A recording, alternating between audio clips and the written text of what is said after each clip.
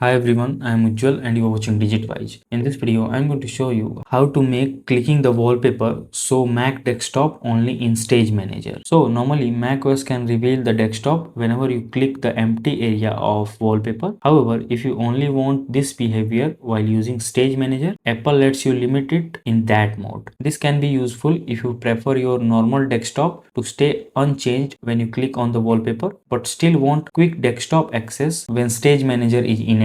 With this setting, clicking the wallpaper won't move your windows aside during regular use, but it will continue work whenever Stage Manager is turned on. So if you want to use this option, first click on the Apple logo and choose System Settings. Now in the left side pane, go to Desktop and Dock, and here in Desktop and Stage Manager section, click on the drop down menu right to click wallpaper to show desktop and choose only in Stage Manager. And that's it. After making this change, clicking the desktop wallpaper when you're using Stage Manager, all the open window aside and reveal your desktop so you can access your files, folder and screenshots. At the same time, when you disable Stage Manager, clicking the wallpaper won't reveal your desktop as you can see here. So that's it. If this video helps you in any way, then do like it and subscribe to the channel. Thanks for watching.